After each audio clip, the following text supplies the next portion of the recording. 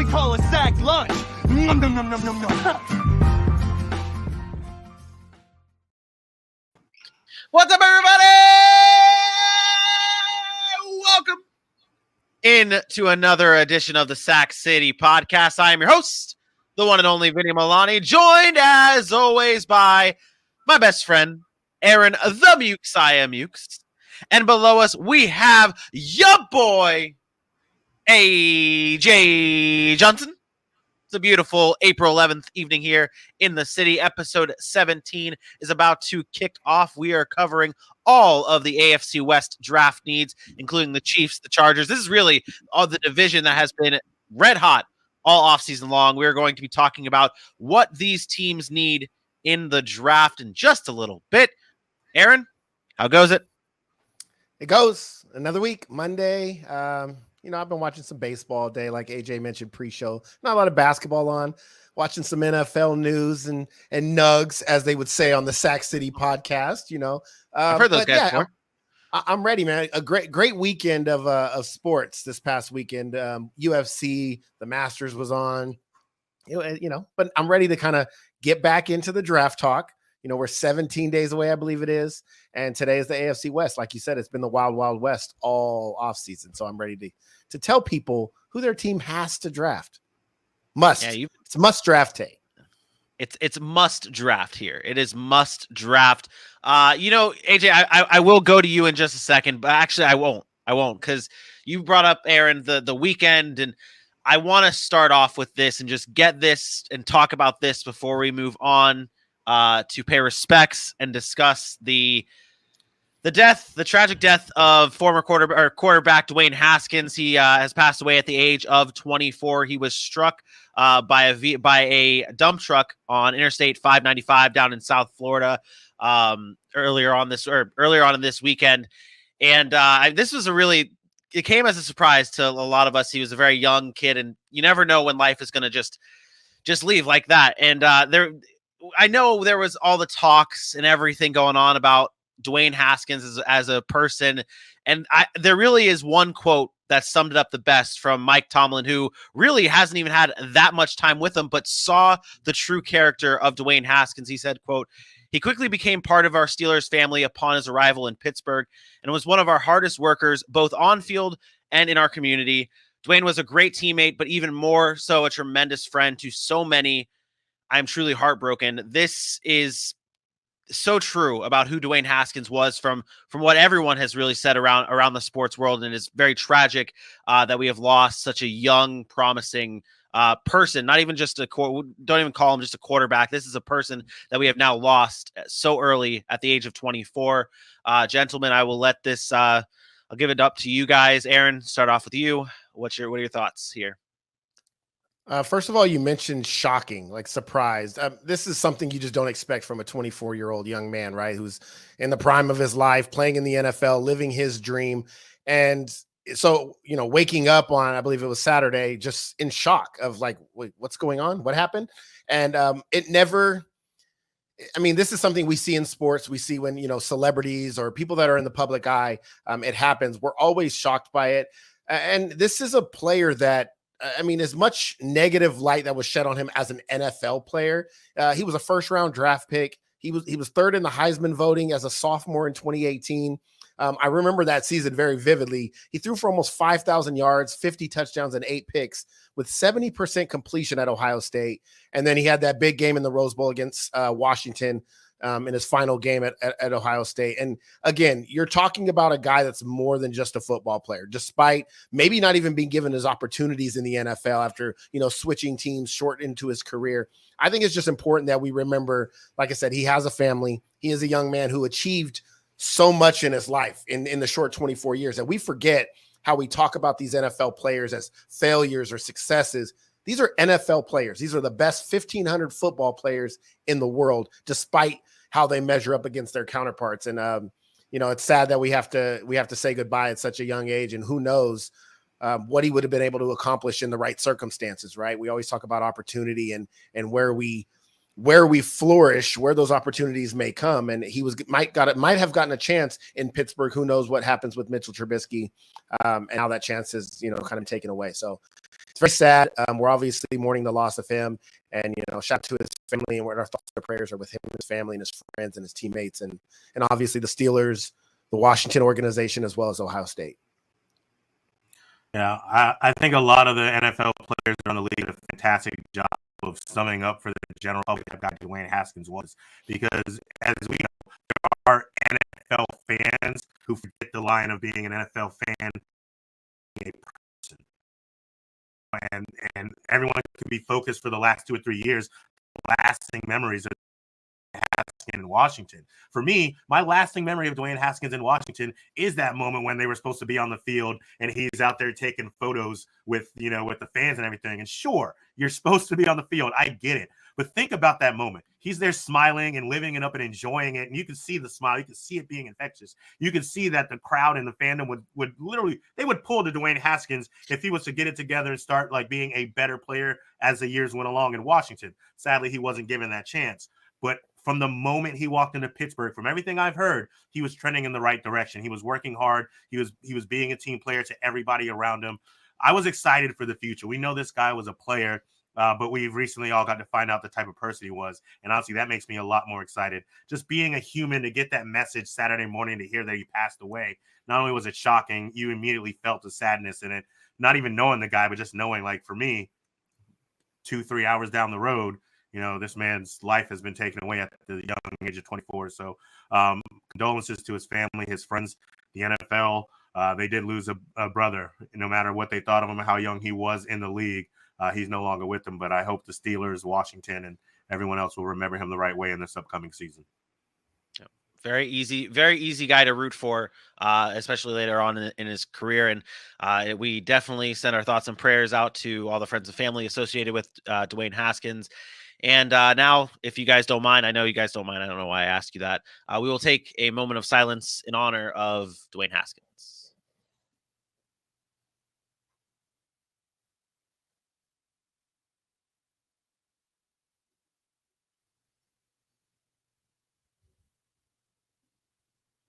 All righty, gentlemen. Now we move on to the rest of the show, because the show must go on. And we had other news that happened earlier on this weekend.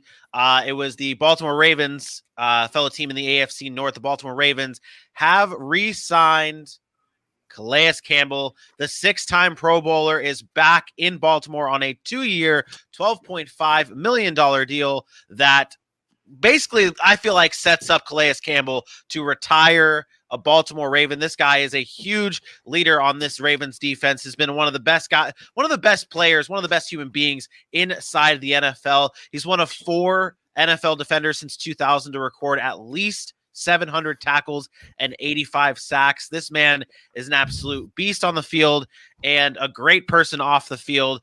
This is a big move for the Baltimore Ravens. I feel like this is a great piece to bring back. AJ, what are your thoughts on the re-signing of big Calais Campbell? Yeah, I agree. A great move. I'm happy they were able to bring him back. We talked a little bit about what losing him might mean, and we all do remember him as one of those guys who could get to the quarterback. But even though that's still a part of his game, it's not the sole purpose of his game anymore. He's been more of a run stopper in the last couple of seasons, not really getting the sacks or the tackles for losses you expect from Calais Campbell. But as a big veteran presence in that locker room, showing the guys who are coming up after him how to be a solid defensive player and what it means. I know he's only been in Baltimore for 2 years, but you can tell a guy like Calais Campbell embodies what it means to be a defensive player on the Baltimore Ravens side.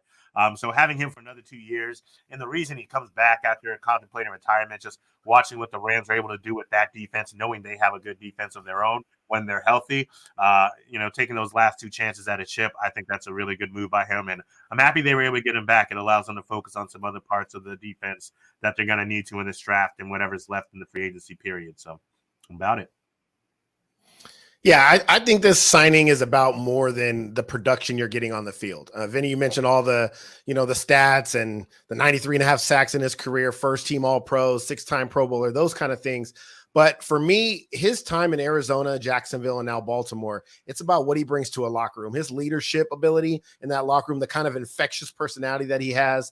If you're familiar with Calais Campbell and you've watched interviews he's done, he is just a guy that people gravitate towards. And I think that's what the Baltimore culture is about. That's what Harbaugh is about. And I think this is just another example of them saying, hey, look, this leadership is worth, $6.5 million a year or whatever it is, because maybe the production isn't what it used to be. But this is a guy that is respected by his peers, by his teammates. He's been named to the NFL top 100 6 times. And we all know that's only been in existence for like the past 7-8 years. The fact of the matter is he's respected in that locker room. And I think that's what this move is about. This is about a guy staying on a team that has a huge, this is a huge existence in Baltimore's culture. It's about bringing in guys like the Ray Lewises, the Ed Reeds, the Calais Campbells, and they want those type of people in their locker room. And I think this is an example of that. He's one of my favorite players to watch. And again, I love listening to his interviews and how infectious he is. And, good for Baltimore. They needed help on the defensive line. So it's not the void of, hey, it's just a piece for the locker room. They do need help there. And, he can get after the quarterback a little bit. He can play on third downs. And he, obviously he's not going to be that snap guy that he's used to being, but he can play sparingly, be effective when he's in there, and then obviously lead that team. So good for Baltimore. Yep. It definitely adds to much needed defense that really needs those edge rushers. We're going to cover the Baltimore Ravens and the rest of the AFC North next Monday, live right here on the Sac City Podcast on Facebook, YouTube, and Twitter. Next Monday. Why are you looking at me like that? Why are you looking at me like that? We've already done the North. The AFC North. Oh, shit, we did. Oh, stupid. Hey, if you did not catch our episode covering the Baltimore Ravens draft needs, it is now available live on YouTube and on all podcasting platforms. Whoopsies. All right, let's move on here. We are going to be covering the AFC West. I know that is correct because it's in the doc and I'm looking right at it. We're going to be covering the AFC West in just a few moments. But AJ, load up those golden pipes that you have. I know it's beautiful. You have a voice of an angel. It's not the smoothest voice in sportscasting, but it's the voice of an angel. And please tell the beautiful people at home where they can follow us at. Well, Vinny, I will bless you all with this heavenly voice to tell everybody about Sac City Pod and where you can go on your social media platforms to find them. If you're a Facebooker, we appreciate it. If you're an Instagrammer, we love it.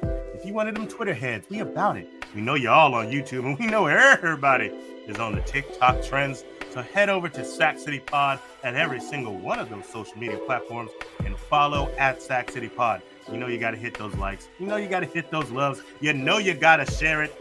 Sac City Pod is here every damn day.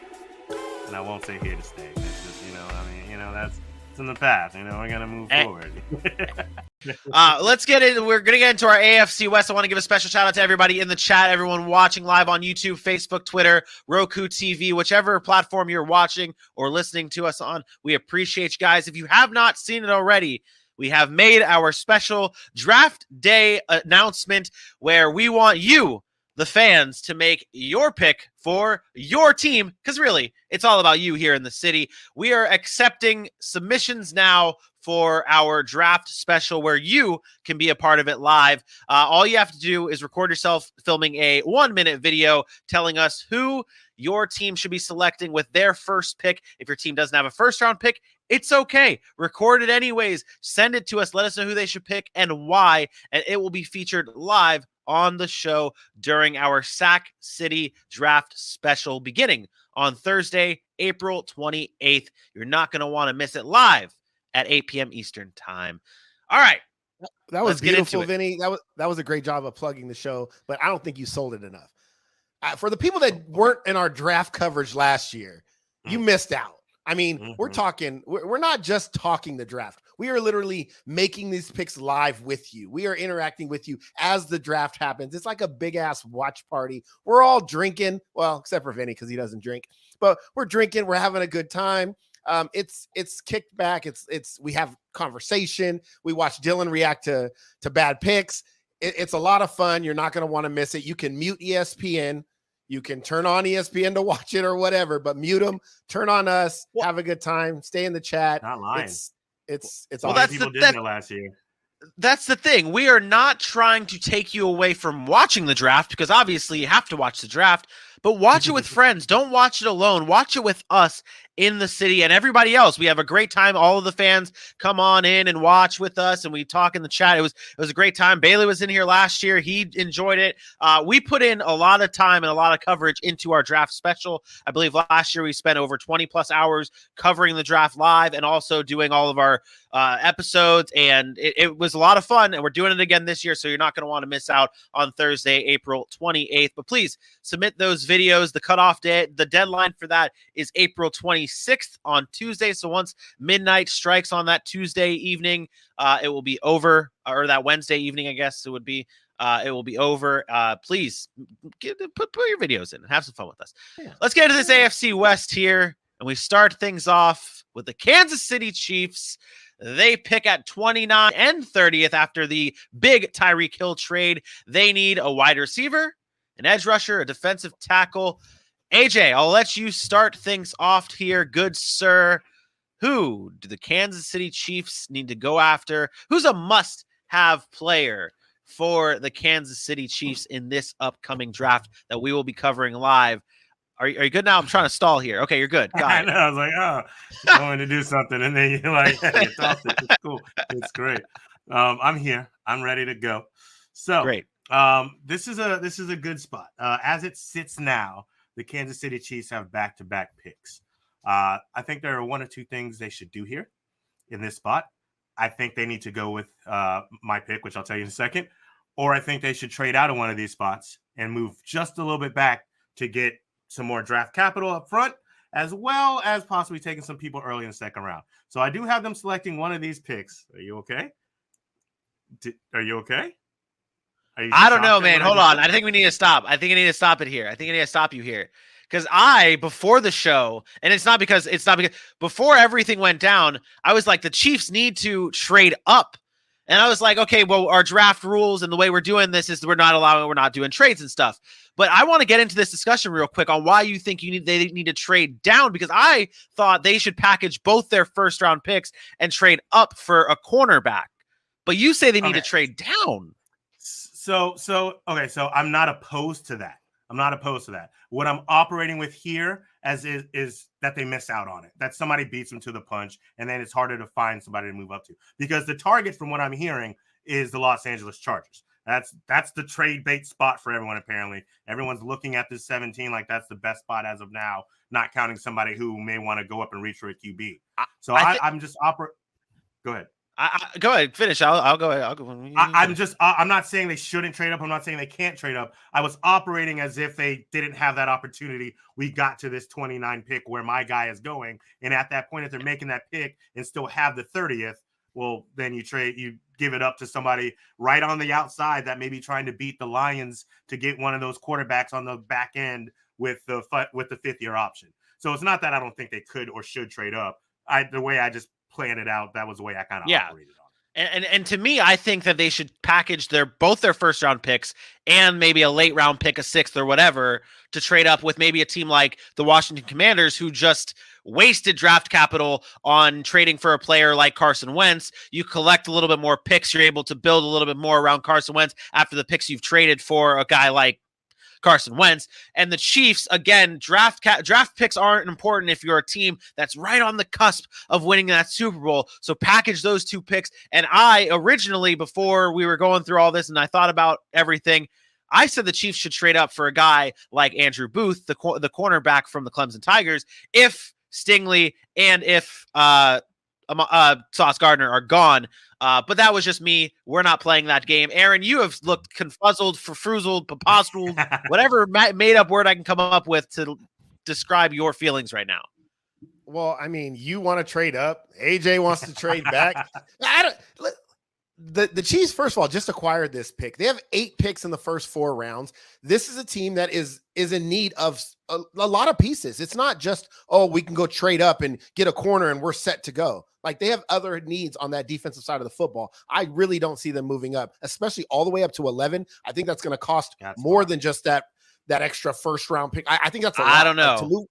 To move up that far. If you look up that far, And is Andrew Booth really a lockdown corner? Are we sure that he's going to be a stud in this draft? That to me, that's a move that you're not making from where they're at right now. You sit back and wait for Andrew Booth. They moved up to 11 or 12 or 10 or whatever it was to get Patrick Mahomes.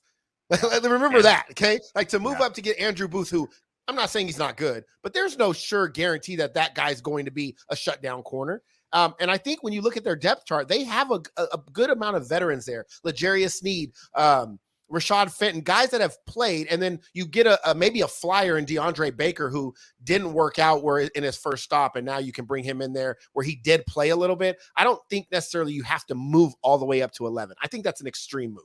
Trading back, I don't think they need to do it either because of the fact that they have so many picks already, unless you're talking about future picks. Now, if they want to get rid of one of those firsts and acquire a first the following year, or a second round pick and maybe another third round pick the following year, then maybe.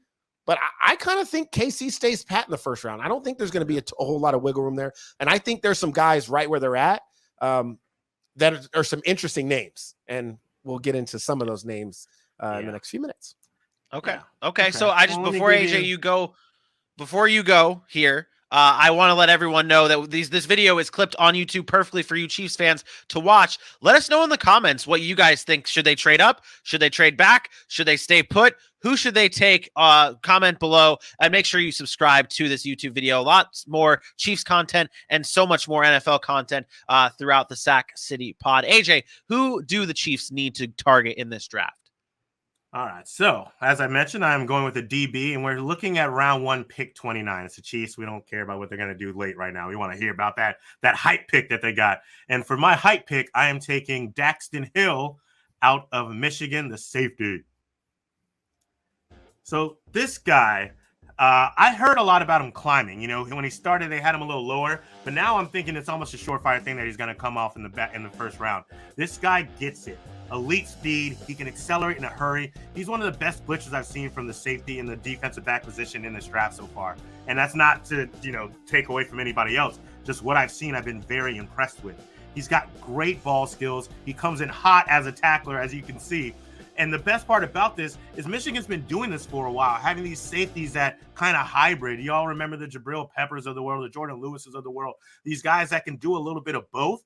And Daxton Hill is the best part of that. What I like about him to the Chiefs is whatever they figure out with Tyrann Mathieu, let's say Tyrann Mathieu ends up moving on.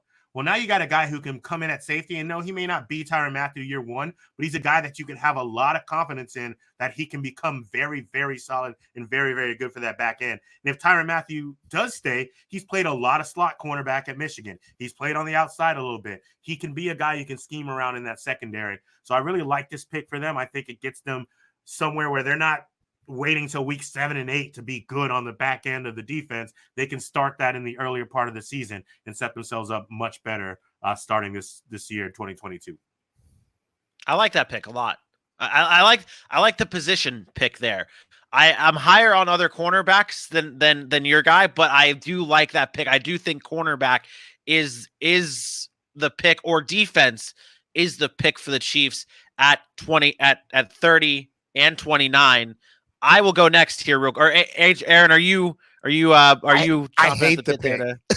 I hate the pick. First of all, the only thing that I will say, there's one good thing I like about the pick is he fits the scheme of Steve Spagnuolo, because he's basically a cover 1 type guy, a cover 3 type guy. He's going to play man. He's really, really tough in man. But this is a guy that he's smaller. He's not going to be really good around the line of scrimmage, even with his tough. And you mentioned like his willingness to get in there and tackle and blitz, and he's really, really good at it. But the NFL, you're playing against bigger dudes, and this guy's just not big enough for me to play him around the line of scrimmage, which means you're playing him in the back end, who you just got Justin Reed, who's really good on the back end. So I'm not really sure they fit well together. And then you still have their current other safety now in Juan Thornhill, who has played in that system and has some experience there. I don't love the player. I like the position, but I don't love the player and his fit, just with, again, how small he is. I worry about that size and what he's going to be asked to do on that defense. Because if he's taking over that Tyrann Mathieu play around the line of scrimmage and be all over the field type role, he has the toughness. I don't know if he can withstand the physicality of that style of play. So I'm Yeah, not in love with that part of it. right. I mean, and I would imagine that any of these guys coming in at 6 foot 191 plans on packing on as many pounds as they can before the draft. He's one of those guys to me though that has been small his entire life and has been able to find a way to succeed. So like the way that he comes downhill, the speed, the aggressiveness, his technique when he tackles, the fact he doesn't let people slip out. Those are the things that I think will allow him to still be small and still make plays. I don't think he's going to be the best guy out of this draft from this position or anything, or at least like I'd much rather have year 3 or 4. I'd much rather have Lewis seen here, like than a Daxton Hill. And to be honest, I think you're going to start to. I think a lot of these safeties end up falling. I have Daxton Hill right now going at the beginning of the 3rd round. Like that's how far down. And I know he was a slow starter. I know he started like in the mid 3rd round and he's been moving up boards because all the measurements and things like that happen, right? We start to get to know these players more, but he's still at the beginning of the 3rd round for me. I like his speed. He's very aware. He's rangy. And again, I like his toughness. I worry about his size. And in the NFL, I worry about these teams saying, he's too small, that we're not sure enough, and that he continues to drop. And you see somebody in the 3rd round get a steal because of a player like that. That's my take right now. But again, he has the ability, right? He has the ability. I just worry about that size. Yeah. My player comp for him, by the way, is MJ Stewart, who was picked out of North Carolina. He was picked in the 2nd round. Similar build. He's played with the Browns the past couple of years. He's been okay, but hasn't kind of latched on. I think he can be better than that, but I do worry about the size, especially in the NFL with how physical it is, obviously.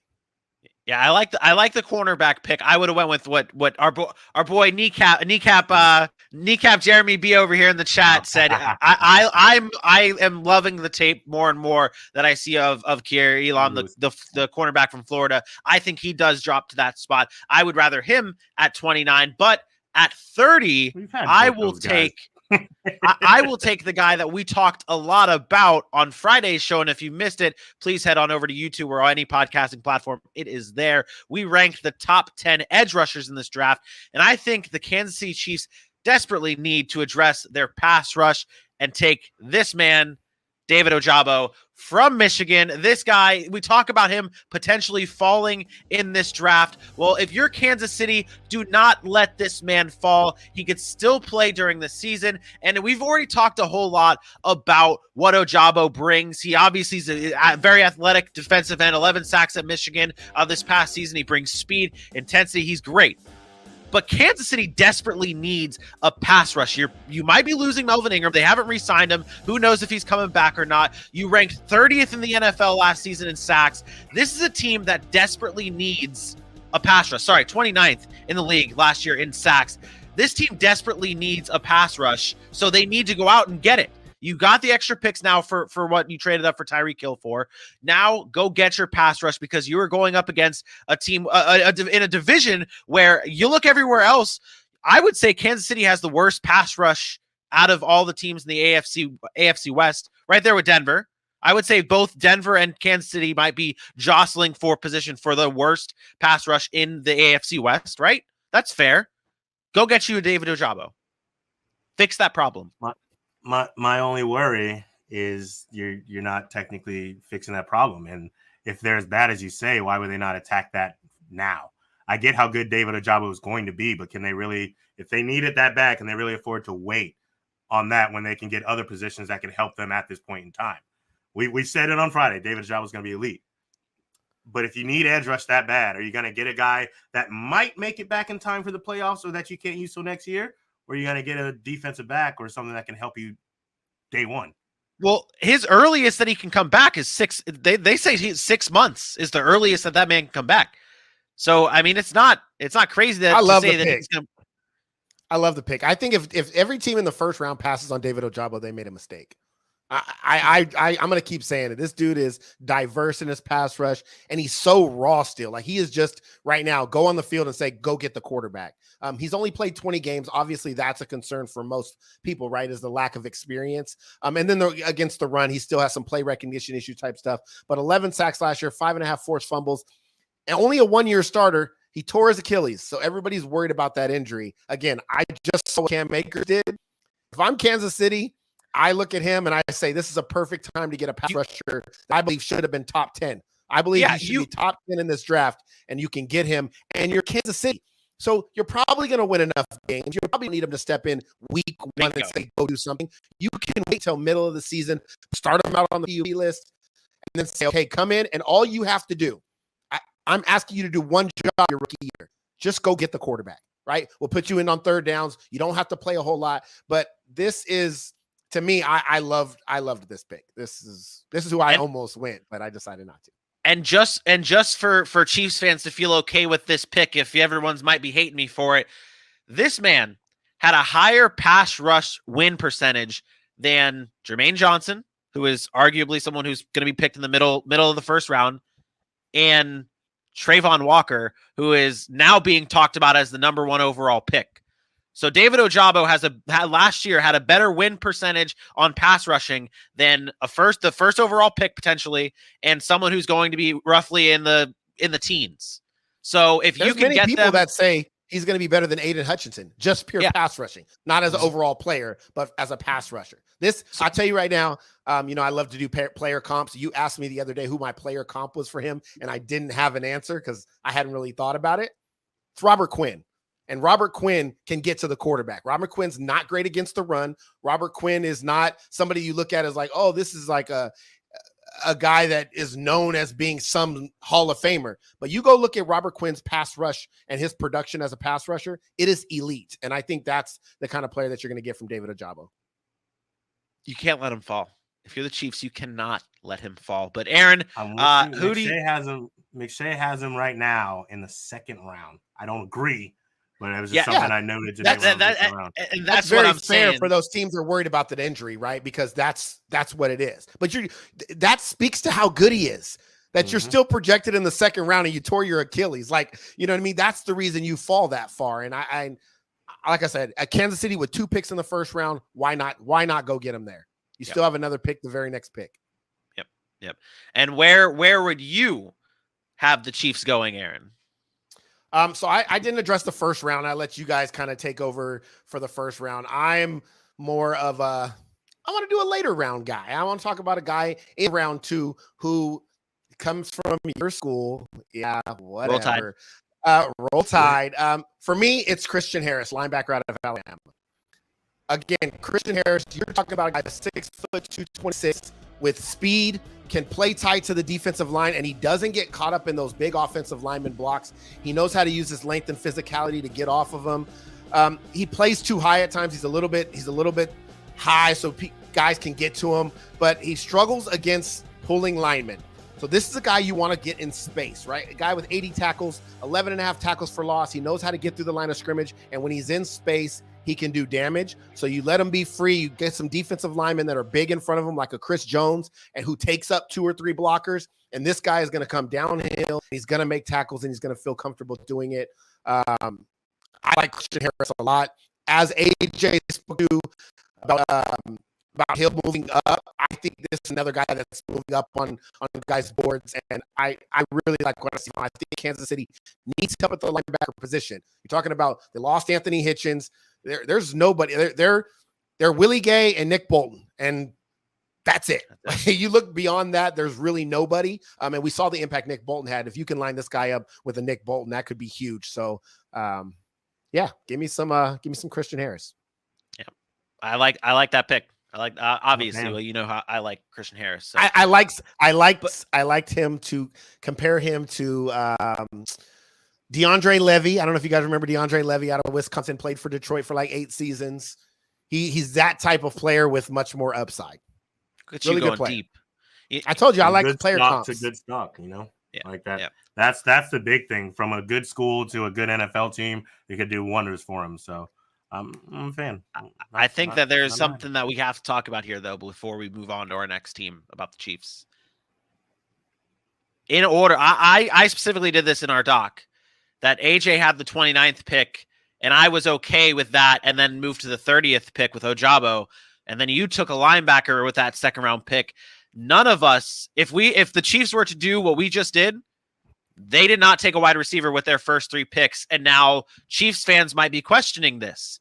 What would you say to that? Round, didn't he? Oh, you did. No, he went second round. Aaron went second round. So first 3 picks, no wide receiver after trading Tyreek Hill and getting a bunch of picks. What do you have to say about that, Aaron? Okay. Just who cares? Okay. I mean, who cares? Like, you signed Marquez Valdez-Scantling, you signed Juju Smith-Schuster, you're returning a Mecole Hardman, and you have Travis Kelce. I mean, that's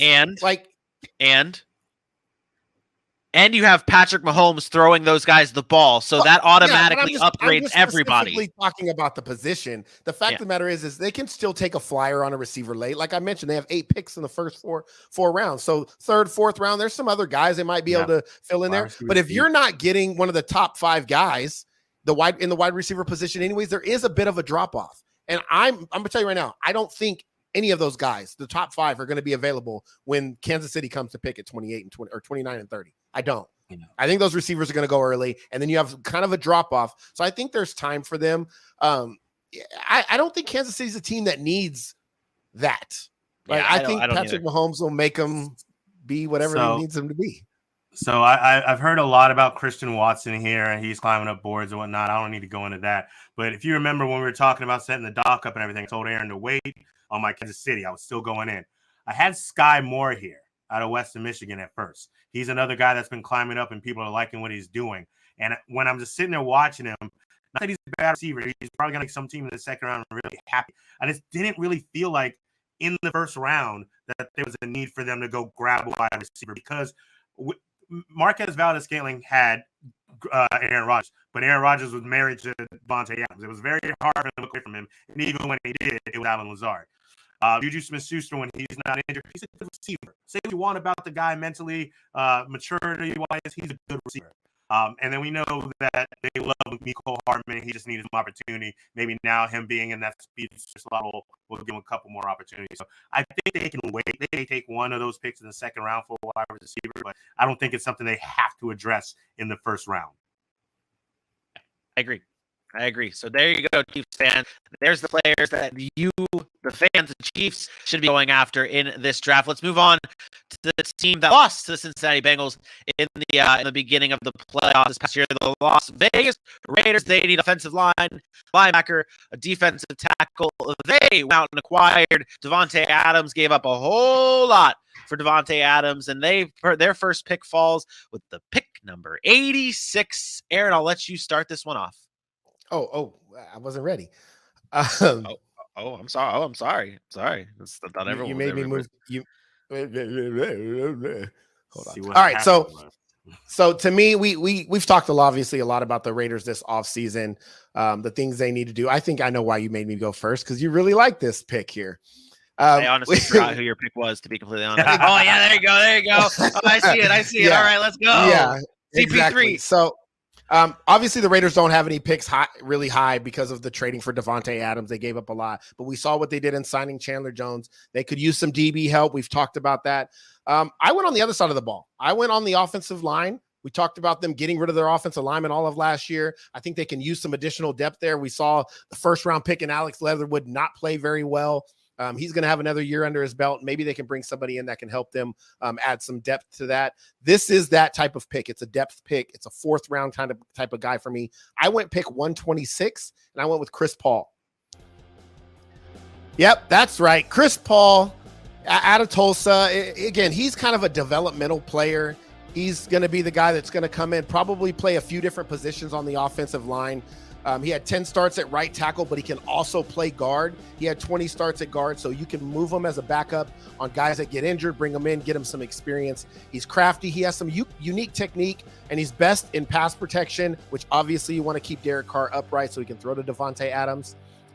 Obviously, he's raw. He's slow to the second level in the run game. So Josh Jacobs might be impacted when a player like that has to come in on the field. And he has some weaknesses around his lateral quickness. But this is a guy who you can develop, hopefully have just be a backup, fill in behind somebody. And again, you're talking 4th round picks. So not all of them come in and start right away. This is a guy that can play as a backup and hopefully develop into a good young player. I like the name Jamin Brown out of Louisville, who played with the Rams or was drafted by the Rams, played 6 seasons and had about 48 starts. Very similar build, very similar technique and skill set as a Chris Paul. And I'm not talking about the Phoenix Suns guard. You already know I love that pick. You already know that I love that pick just because you had CP3. So that's what I just want to let that be known. I don't hate that pick, but I have them going a different way. And this is a player I think is going to be a sleeper pick throughout this draft. It's Tyler Smith, the offensive tackle from Tulsa. Now, this is a guy that I'm sure not many people have heard, and this is kind of what happens when we get deeper into the drafts, but this kid was phenomenal at Tulsa. Scouts are saying that this is one of the safer picks in the middle rounds, and that's huge to me, to be able to get a solid player in round 3 that can be an already ready player to step into your lineup. He led the nation in what PFF calls big-time blocks. Yes, I don't subscribe to PFF, but I found that stat. This is a guy who dominated at Tulsa. He only allowed 2 sacks last season and no sacks in 2020 on 355 pass blocks. This guy's one of the younger players of this draft. He can play guard, he can play tackle, he can play wherever you want. You can develop him, and like you said, it brought up with Alex Leatherwood, the development is there for a guy like Tyler Smith, and it's exactly what the Las Vegas Raiders need. They need to go after the offensive line. They need to make those picks. They need to protect Derek Carr and give themselves a good chance to make a run here in the AFC West. I like it. If he lasts that long, I think he goes in the 2nd round. Really? Okay. I think the talks around him are getting stronger and stronger because of his age, because of how young he is. Again, you mentioned being one of the youngest in the draft, being only 21 years old. That's huge, right? That's somebody that could be a cornerstone tackle if he develops right, or a guard for a long time. You're talking 10 plus seasons. So I think he ends up going in the 2nd round. He is a tone setter. He is an aggressive mauler. He loves to explode into contact. I really, really like the pick. If he lasts that long, the Raiders are getting a steal. Yep. The one worry, he did have a lot of penalties, but he's young, right? That's what I saw. That's what I saw. It was like his biggest flaw, and I was like, okay, he's young. Hopefully that's something you can fix. That's coaching right there. You can coach that. So that's what coach. That's what everyone looks for. It's not common. It's not uncommon to hear that. That's what you can mold players into. So right. Tyler Smith, I like him a lot. The kid out of Tulsa. He can play tackle. He can play guard. He should be a Las Vegas Raider. So my pick was done a little differently for a couple different reasons. This is a big, wide draft prospect and process, and I wanted to go a little different. I've had so many offensive linemen, and I got bored. I wanted to see something. I wanted to see some activity. I figured you guys would do me right and handle this. So I went on the defensive side of the ball for the Raiders. I took round 3, pick 86, and I got the linebacker JoJo Damon out of Nebraska. This guy pops off the film. I have thoroughly enjoyed watching him. I think I've done a little bit more research on him than I've done most guys in this whole process so far. He's a little older, so the maturity thing, being a defensive player and a guy who's probably going to be a signal caller for you at times, is a good thing for me. But you can scheme around him. He can play in the defensive back zone. He can play up on the line. He can play in the middle, and he's got great IQ. I'm hoping to see you playing here. If not, it's cool. I'll break it down for you guys. Another good thing I like is he actually has pretty good speed for his size, and he gets to the backfield as well as the guy I was talking about, Daxon Hill. I watched this man save 3 or 4 or 5 different plays coming off the weak side pursuit that if they got off to that edge, it was a guaranteed touchdown. And because of the way he pursues, he was able to stop it down. The play that I wanted to bring up, there was this play I want to say was Ohio State. I do not remember the team. It was not a big deal. Anyways, chases a guy on the pursuit, like I mentioned, from the weak side all the way to the sideline. Guy makes a beautiful catch. Waits till he secures it. He gets his hand in and around, drops the ball down to the ground, gets him out. his team starts celebrating. He's on the sideline with the tackle and coaching. Like the ball's still loose, didn't go out of bounds. Go get that ball. He's one of those leadership type guys. And I think with Max Crosby in front of him and what they're working on in that back end with Abrams and things of that nature, I think he'd be a solid fit and would work right on day one, even in round 3 if he lasts that long. JoJo Damon out of Nebraska. I'm gonna let AJ slide on this one. Oh my goodness! No, tell me, give me your feels. Give me your feels. Like I like to, because as you know, I'm coming out with my. I don't to know how everyone feels about everything. I mean, maybe I'm off. I don't know. Maybe I haven't seen enough of him. But I am not a huge fan of. Maybe it's the size thing again. He's very undersized of the linebacker position, and I watch these kids in college, young men in college. And then I always think about the size of a player and how that's going to translate against like offensive linemen. I worry about that. I don't think he plays very well in the box. So when you talked about his ability to get sideline to sideline, I agree with you. I worry about him being able to line up in the linebacker position and take on that guard, come into the second level and fight that guard off to make tackles. And I think that's what's going to keep him from getting on the football field at the next level. Could you bring him down in nickel packages and tell him, hey, go run down some of these backs out of the backfield? Yeah, perhaps, because you did mention the fact that he does have a little bit of speed. I don't know.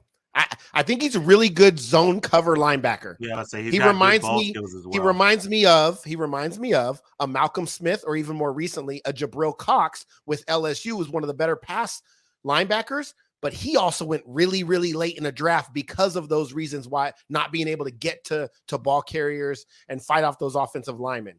When you start talking about 3rd round, 4th round, 5th round guys, this is what we're talking about. We're splitting hairs, right? We're trying to find what's going to translate, what's not. Are we going to hit? Probably not, right? We're really unsure. These things, we don't know if they translate. I have him way down. Like I have him falling to the 6th round. Because of that. But don't get me wrong, I have seen things I've seen from anywhere from the late 3rd to the 6th on different coverages, right? So these are different people evaluating them. That's based on how I evaluate him. And I didn't watch a whole lot of, obviously of his games, but from the stuff that I have watched, I think the size bothers me again. Yeah. Aaron had some hard feelings about the state of Nebraska. That's really what it comes down to. Yeah, it might be because of that. That's what it is. But you mentioned the fact if you had gone, you would have known this guy. you mentioned that you haven't fallen all the way down to the 6th round. I want to remind everybody that draft week we are going to have Aaron's special 7-round mock draft that's going to be released all throughout draft week. So be tuned in and locked into our social medias for that. Let's move on to the argument. AJ's argument might have moved him up. Fantastic. Moving to the 5th. Fantastic. The Los Angeles Chargers is going to be the next team that we move on to. It's going to be the offensive. They need offensive tackle. They need a linebacker. They need a tight end. They've got the 17th pick in the 1st round.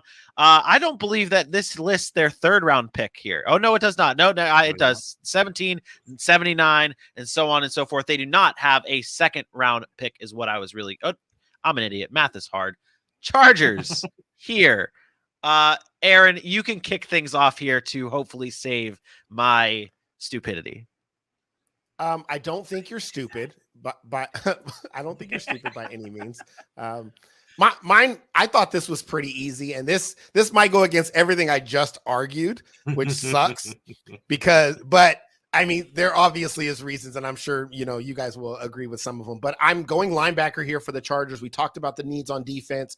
They've addressed the defensive tackle position. They've addressed the edge rushing position during free agency. I think here you go get a linebacker, and I think you get one of the best linebackers in the draft, perhaps the best. Who knows? There's, Devin Lloyd, but there's this guy, and it's Nakobe Dean from Georgia. Nakobe Dean, we have talked over and over about that Georgia defense and what they bring. And this is not only is he smaller than what I usually like, but this is the guy who's so versatile. He's a leader. He pops off the screen. He's really good in space. He's explosive.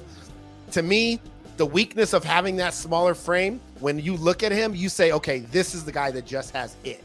Can't explain it. Don't know why he's good. But when he steps on the football field, he makes a difference. his instincts are second to none, and his leadership ability, what he was able to do to help with that leadership in that Georgia locker room on the defensive side of the football, listening to the way the players talk about what he brings.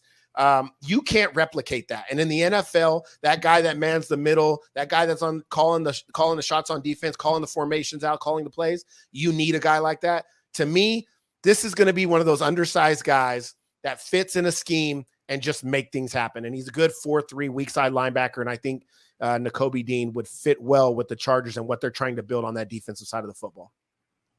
You've been pumping my tires all night for my first two picks being good. This is a slam dunk pick here, right here. We talked before the show. We said that we're okay with picking the same person in the draft if we want to. This is a slam dunk. I'm not necessarily picking the same person because I think they can go another way, but this Nakobe Dean is one of the best defensive players in this draft. I remember covering the Florida-Georgia game with all of us, and I remember hearing you specifically, Aaron, say that this guy is could be the best defensive player in this upcoming draft because he is that damn good. I went the opposite way. I went on the offensive line side of things because one of the most important positions is the quarterback position. And how do you protect that? The offensive line. I think the Los Angeles Chargers, with their first round pick, need to go Kenyon Green, the offensive tackle from Texas A&M. This guy right here can do it all. Again, this is a theme for me. Offensive lineman that can do both guard, tackle. This guy played on the left side, right side all year long for Texas A&M. Hey, there's a running back in this draft, Isaiah Spiller. He's supposed to go really high. Well, one of the reasons why Isaiah Spiller did so well at Texas A&M is because of what Kenyon Green did at Texas A&M. He's an All-American. Scouts say this guy just gets the job done. He's great at adjusting. He's great at adapting. There's plays where I've seen Kenyon Green just take guys all the way downfield, just carry a block all the way. He's consistent. He's solid. He holds down the blocks. Get your protection for Justin Herbert, Los Angeles, and get you a Kenyon Green at 17. Oh, you are on mute, sir. He is on mute. That is a minus. Big time minus. Big minus. Yeah, let me go for a while. We normally catch it right away. Y'all got me 7 words in. I love that pick. A lot of talk about Kenyon Green. I'm excited to see where he ends up falling. I also went with the lineman. I also went with a lineman who's not maybe as greatly known, but he's going to be. I went with Louisiana Lafayette's Max Mitchell. Max Mitchell. PFF has this guy rated as the 13th top tackle in this draft, yet he was the highest rated tackle in all of football last year. I think some of the cons that they have on this guy is that he played in low-level competition. But let's be honest, they went 13-1 in that low-level competition. In one of the biggest games against Texas last year, they gave him 47 pressures. He allowed one. Playing right tackle and left tackle against Texas. So against a Power 5, he showed up on the box. This guy only had 13 pressures and 430 pass blocking attempts. He's got great hands. He's got great balance, great technique, great flexibility. He understands what he needs to do as a pass blocker on either side. A little small, only coming at 300 on that tackle side. So he's going to need to butt up a couple weight, and he's going to need to get his physicality up. But other than that, this is one of those guys that I think may keep sliding up. And if you are getting him somewhere in the third round, you are going to be a very, very, very, very happy person. So I went with Max Mitchell, Louisiana Lafayette, in the third round, pick 79. I'm okay with that pick because I almost want to change my pick to just Nakobe Dean for the Los Angeles Chargers. Like that's the dunk pick for the Los Angeles Chargers. Let's cover the last team here in the AFC West. It's the Denver Broncos. They need a linebacker, a corner, an offensive lineman. Their first pick comes at pick 64 after acquiring Russell Wilson. They pick 64, 75, 96, so on and so forth. Aaron, please start us off here for the Denver Broncos. You always catch me off guard. To me, for the Denver Broncos, there's so many things I still think they need, but we love what those offensive weapons are. We love the Russell Wilson edition. We know they got Cortland Sutton and Jerry Jeudy. So I wanted to go on the other side. They went defensive back last year early, obviously getting Patrick Surtain. I think this year they're going to focus again on that back end. For me, it's in the second round, and it's Alabama once again, and it's Mr. Josh Jobe. That's right. Josh Job, this guy is rangy. He can play in multiple schemes. I really like what he brings to the table. You're talking about a guy who's physical. He has good body control. He's very handsy with receivers. He likes to get in people's faces. He has great recovery speed, and he's aggressive. If you're trying to play him against these twitchier wide receivers, they might get him. Don't put him on Tyreek Hill, guys like that, because sometimes he gets really aggressive. He bites on first moves, and he can be overly aggressive. But I really like what he brings to the table. When you play in an Alabama defense, obviously you have a head coach that preaches defense, that knows how to translate to the NFL. 2 interceptions last year, 4 pass breakups. Again, I think he can be a guy, can come in and be a solid contributor. He's a boundary guy. You're not going to bring him in on the slot. He's going to get beat. Press cover or press man cover 1, stuff like that. Again, my player comp, I'll give you my player comp. PJ Williams for the Saints, who's, he's struggled to be an elite guy, but he's been on the Saints for a while. He plays. He's a solid contributor. He started 31 games for them out of 78 he's played. That's the kind of guy I think you're going to get with Josh Jobe, and I think you can get that in the second round. I think you're just secretly an Alabama fan is what it's coming down to. That's the second Alabama player you've picked for the AFC West. So I'll go with that. My guy comes to the second round at pick 64. It's Leo Chanel, the linebacker out of Wisconsin. This guy is like, I hear everyone saying that it's a sleeper pick, but at what point do sleeper picks not become a sleeper pick if everyone's talking about him? That's what Leo Chanel is doing from Wisconsin. He's an athletically gifted linebacker. He's not great at covering, but he can get off blocks great. He's got lots of potential. He has the 3rd most pressures from the linebacker position in the Big Ten since 2020. Again, he's the sleeper darling of everybody. He's athletically gifted. I don't want to say the Micah Parsons comment because I don't want to compare every athletic linebacker to Micah Parsons, but he's got that ability just to be quick off the edge. He's able to sack the quarterback. He's able to get there, be a run stopper. Coverage, not so great. You're picking him in the second round, third round type of guy right there. Denver desperately needs linebackers. Go get you a Leo Chanel out of Wisconsin. Like the defensive prowess from both of you guys, as I told you earlier, I was on that offensive line kick, so that's how we're going to finish out here. And who are we talking about? Denver did great by grabbing Russell Wilson, getting a quarterback finally. But what was Russell Wilson's biggest deal in Seattle? There was no offensive line. And I think that they want to address that. I didn't do it right up front. I didn't get the first thing, but coming in on the back end of the 3rd round, pick 96, I'm going with Ed Ingram out of LSU. Now, Ed Ingram, the guard, he's a big, powerful guy. They used to call him Big Nasty for things like that. Just goes and loves to put his hands on people and get really physical. Now, the reason that I have him in the 3rd round is because in 2021, he was a little inconsistent. He took a lot of plays off here and there, and I'm starting to just realize a lot of the players that were on this 2021 team and LSU was kind of checked out. I don't know if it was because of Coach Ed O. I don't know if it's because so many of them were on that 2019 record-breaking team, and now they come down here to 2021 and nobody's really got it. There's not as much talent, so they took a lot of plays off, and a lot of players were questioned about the way they finished it out. But when you get him in there, I do believe that Ed Ingram has the ability, the power, the strength to not be a day one starter, but be a great developmental project and fit in on one of those lines, especially those lines that end up doing all that patchwork where they have to bring in guys just because of the injuries. He's not going to hurt you as much as he'll help you, but he's not going to be a solid all-around, ready-to-go day one type guy. But once you get him there, you'll be very happy with Ed Ingram from LSU. There you go. I like that one, AJ. Yeah. But I always got to give him my one concern we never know about. He's small. There were some off the field concerns with him. Yep. There was a sexual assault allegation back in 2019. You never know how that's going to affect somebody's draft stock. So just kind of keep an eye out for that. But if he continues to fall, like you said, 3rd, 4th, 5th round, you can get a player that could end up, being a contributor. Yeah. And that's what we're bringing here to you guys, the fans at the Sack City Podcast. We are giving you deep coverage, okay? We're going deep. 1st round, 2nd round, 3rd round, 4th round, 5th round, 6th round, 7th. Shit, we could get a 7th round pick in here. I want to see one of you guys. That's the next challenge. Give me a 7th round pick for one of these remaining teams that we have to cover, Wednesday's okay? Going to be all 7th rounders. There it is. All right. That does it for our AFC West draft coverage. We are going to be covering the NFC North on Wednesday. The Packers, Vikings, Bears, and Lions live at 8 p.m. Eastern time right here on Facebook, YouTube, Twitter, and Belly Up Sports TV. For Aaron the Muxiah Mukes and for your boy AJ Johnson, I am me. We will see you Wednesday. Peace out.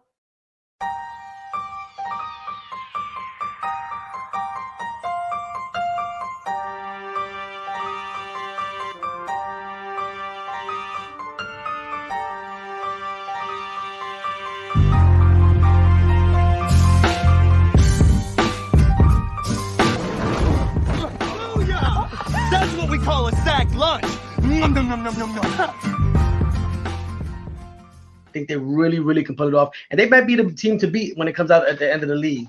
Other than that, we will keep our